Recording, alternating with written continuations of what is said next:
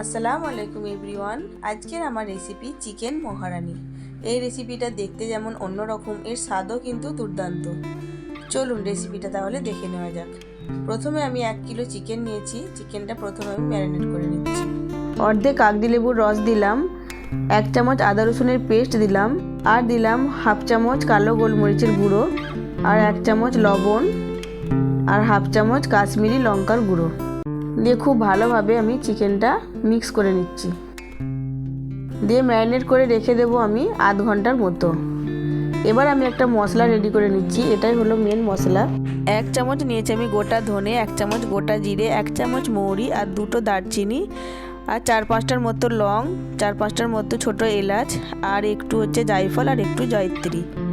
এবার গ্যাসের ফ্লেম একদম স্লো করে খুব ভালোভাবে 2 থেকে 3 মিনিট নাড়াচাড়া করে মশলাগুলো ভেজে নিতে হবে। মশলাগুলো দেখুন ঠিক এইরকমভাবে ভাজা হয়ে গেছে। এবার আমি আর একটা মশলা রেডি করে নেব। ওই জন্য মিক্সির জারে আমি 4টে মিডিয়াম সাইজের পেঁয়াজকে এভাবে কেটে নিয়েছি, আর 10-12টার মতো আমন্ড বাদাম নিয়েছি, আর 10-12টার মতো নিয়েছি কাজু বাদামও, আর 5টার মতো নিয়েছি কাঁচা লঙ্কা। এবার আমি খুব ভালোভাবে পেস্ট করে নেব এই মশলাগুলো। মিক্সি জারটা আমার ছোটো ছিল বলে বড় জারে ঢেলে দেখুন পেস্ট করে নিয়েছি। এবার আমি একটা কড়াই বসিয়ে দিয়েছি, সেখানে পরিমাণ মতো তেল দিয়ে দিয়েছি, সাদা তেল দিয়ে মশলাটা ঢেলে দিলাম। দেখুন খুব ভালোভাবে মশলাটা আমি ভাজা ভাজা করে নেব। খুব ভালোভাবে মশলাটা কষিয়ে নিতে হবে। প্লিজ একটা লাইক দিয়ে ভিডিওটা দেখবেন।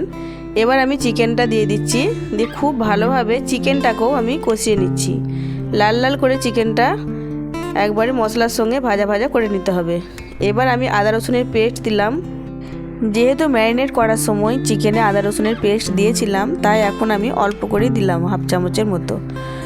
দিয়ে খুব ভালোভাবে চিকেনটা নাড়াচাড়া করে একদম তেল ছাড়া পর্যন্ত চিকেনটা এভাবে কষিয়ে নিতে হবে। যদি ভালো লাগে রেসিপিটা প্লিজ লাইক কমেন্ট শেয়ার করবেন। দেখুন খুব ভালোভাবে একদম তেলটা ছেড়ে গেছে। এবার আমি গোটা মশলাগুলো পিষে রেখেছিলাম সেইগুলো দিয়ে দেব। গোটা মশলাটা কিন্তু খুব মিহি করে পিষা যাবে না, একদম দেখুন এরকম আধ পিষা করে পিষে নিতে হবে। একটু মোটা মোটা দানা থাকবে, এভাবে পিষে নিতে হবে। এবার আমি উপর থেকে দিয়ে দিলাম হাফ চামচের মতো চিলি ফ্লেক্স, দিয়ে খুব ভালোভাবে আবারও কষিয়ে নিলাম। এই চিকেনের রেসিপিটা আপনারা রুটি, পরোটা, নান অথবা পোলাওয়ের সঙ্গে আপনারা সার্ভ করতে পারেন। এবার আমি 1 কাপের মতো টক দই দিয়ে দিলাম, দিয়ে আবারও খুব ভালোভাবে নাড়াচাড়া করে নিচ্ছি। টক দইটা কিন্তু দেওয়ার সময় একদম গ্যাসের ফ্লেম স্লো রাখবেন, নাহলে দইটা ফেটে যাওয়ার সম্ভাবনা থাকতে পারে। এবার খুব ভালোভাবে নাড়াচাড়া করে নিচ্ছি। দেখুন কত সুন্দর কালার এসেছে, খুব ভালোভাবে তেল ছেড়ে গেছে। এবারই বুঝে নিতে হবে চিকেনটা খুব ভালোভাবে কষানো হয়ে গেছে। এবার আমি মিক্সির জারটা ধুয়ে একটু অল্প করে পানি অ্যাড করলাম, আর স্বাদ অনুযায়ী দিলাম লবণ।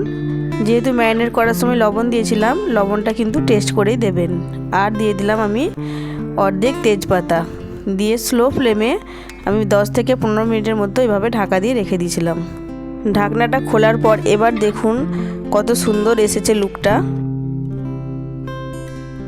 এবার আমি একটু বাটার দিয়ে দিলাম। বাটারটা অপশনাল, দিতেও পারেন নাও পারেন।